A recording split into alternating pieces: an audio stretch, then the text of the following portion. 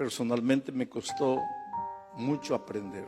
Tuve que llorar, tuve que fracasar, tuve que caer. Y mira que para que un pastor les diga eso, tuve que llorar, tuve que fracasar, tuve que caer en la vida espiritual para aprender que mi única salida era Cristo. Pero gracias a Dios que yo aprendí la lección bien joven, a golpes, con lágrimas. Y aprendí la lección por un simple motivo. No voy a contar ahora, pero muchos de ustedes han leído mi historia, conocen un poco. Yo nací en una iglesia completamente legalista. ¿Qué cosa es el legalismo? El legalismo es la confianza de salvación en el comportamiento. La confianza de que te vas a salvar porque te portas bien, porque cumples todo, porque guardas todo, porque sigues todo. Ese es un peligro terrible. Entonces tú te podrías hacer una pregunta: pastor, ¿cómo puedo saber si soy legalista? Es simple. Cuando tú andas mirando la ropa, andas mirando el cabello, andas mirando la comida de las personas, anda a tu cuarto, cierra la puerta, arrodíllate y llora a Dios hasta que te ayude a entender el Evangelio. La vida cristiana no se puede fundar en cosas, en comportamiento, en buena conducta.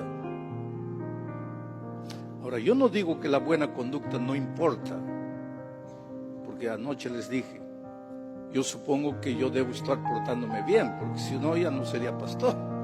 Si me dejan ser pastor, debe ser porque me porto bien. Pero es que la razón de mi vida no es portarme bien, no puede ser. La razón de la vida de un cristiano no puede ser portarse bien. Tiene que ser no decepcionar al Señor Jesús, no fallar al amor de mi vida, que es Cristo. Lo encontré, me amó, me curó, me ayudó, le dio sentido a mi vida. No quiero fallarle, no quiero separarme de Él.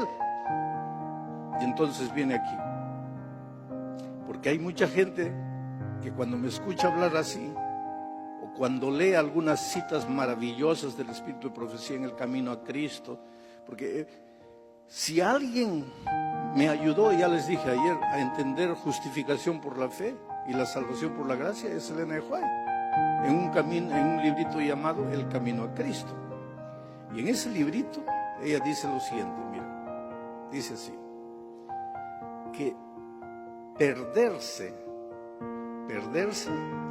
es más difícil que salvarse. Mira, perderse es más difícil que salvarse. Porque ella dice así: ¿podrá el hombre resistir? ¿Podrá el hombre decir no? ¿Podrá el hombre huir? Sin embargo, si no lo hace, será salvo. Ahora te voy a explicar lo que ella está queriendo decir. Lo que ella está queriendo decir es que para perderte, tú tienes que un día mirar a Jesús y decirle: sí, Señor, escúchame bien, ¿me estás oyendo? Bueno, entonces escucha lo que te voy a decir. Yo no quiero salvarme, yo quiero perderme, déjame tranquilo. Porque si tú no haces eso, Jesús te va a salvar. Eso es tremendo. Que para perderte tienes que llegar al punto de decirle a Jesús: Señor, déjame perderme porque yo no quiero salvarme. Porque si no haces eso, Jesús te va a salvar. Los teólogos le llaman a eso la atracción de la cruz. Pero yo les estoy hablando fácil, yo no quiero entrar en la teología complicada. Pero los teólogos hablan del poder de atracción de la cruz, que la cruz te atrae, es como un imán, y te atrae a la salvación. Y para no salvarte tienes que agarrarte de cualquier cosa, porque si no el poder de atracción de la cruz te lleva a la salvación. El problema es que nosotros nos hemos olvidado de la gracia maravillosa de Cristo y hemos comenzado a hacer descansar nuestra confianza de la salvación en las obras, en el comportamiento, en la comida, en la ropa, en el cabello. Si hago esto, si no hago esto. Eso para Jesús es construir en la arena. Pero Él dice que el hombre prudente construye en la roca, y la roca es Cristo. Solo hay una roca. La roca no es la ropa. La roca no es el cabello. La roca no es el cinema. La roca no es la comida. La roca es Cristo. Pastor, ¿quiere decir que todas las otras cosas no importan? Importan. Porque ahí está el otro peligro. Hay gente que lee esas cosas lindas del NJA y escucha temas de justificación por la fe, de la gracia, y entonces comienzan a decir así: ¿está viendo? No importa cómo uno vive.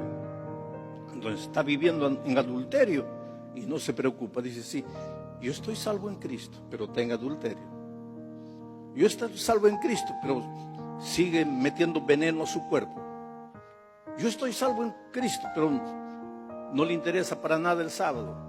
Yo estoy salvo en Cristo y transgrede la ley de Dios. Ese es el otro extremo de gente que no ha entendido lo que es estar en Cristo. Y ahora van a entender por qué leí el texto de esta mañana. Porque si hay una verdad cristalina, contundente, es que al lado de Jesús es imposible pecar.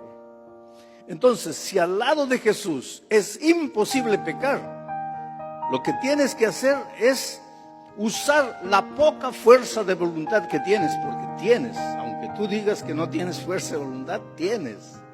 Y vas a usar la poca fuerza de voluntad que tienes para no separarte de Jesús. Porque al lado de Jesús no hay lugar para el pecado. Entonces déjame explicar. Vamos a leer el texto de nuevo. Ya no vamos a leer, ya lo leímos. Voy a explicarles el texto. Dice que un día Jesús estaba yendo con sus discípulos a Capernaum. Y estaban yendo todos en grupo, así, caminando felices. Y de repente Jesús notó que los discípulos se quedaban para atrás, se separaban de él. Jesús comenzó a caminar más despacio para ver si lo alcanzaban. Y se dio cuenta que cuando él disminuía el ritmo, ellos también disminuían. Entonces Jesús se dio cuenta: no, estos quieren quedarse separados de mí. Y Jesús siguió adelante y ellos atrás, y conversaban animados entre ellos. Entonces, cuando llegaron a Capernaum, dice el texto, que Jesús los reunió y les hizo una pregunta. ¿Qué pregunta? ¿Cuál fue la pregunta? ¿Qué cosa ustedes estaban hablando en el camino? ¿Por qué no querían que yo les oiga? ¿Por qué se quedaron para atrás? Y el texto dice que ellos se quedaron calladitos. ¿Por qué? Porque en el camino habían practicado el pecado favorito de ellos. Ahora, el pecado favorito de ellos para nosotros no es pecado. Es decir, creemos que no es pecado. ¿Cuál era el pecado favorito de ellos? ¿Cuál era el pecado de los discípulos? No era adulterio, no era homosexualismo, no era comer carne de puerco. El pecado favorito de ellos, ¿cuál era? El orgullo. Porque ¿qué es lo que habían discutido en el camino? ¿Quién de nosotros va a ser el primero? ¿Quién de nosotros es mejor? ¿Quién de nosotros vale más? Y eso para nosotros no es pecado, porque, querido, yo siempre digo, bromeando, en una junta de iglesia, muchos de ustedes ya han participado en juntas de comisiones de nombramiento, ¿no? En la hora del nombramiento, ahí están buscando el anciano de la iglesia, y hay 3 nombres: Pedro, Juan y María, porque ahora tenemos ancianas también. Pedro, Juan y María. Y no sabemos a quién vamos a nombrar. Observaciones, y ahí todos comienzan a hacer las observaciones. Y uno dice: sí, Pedro, miren,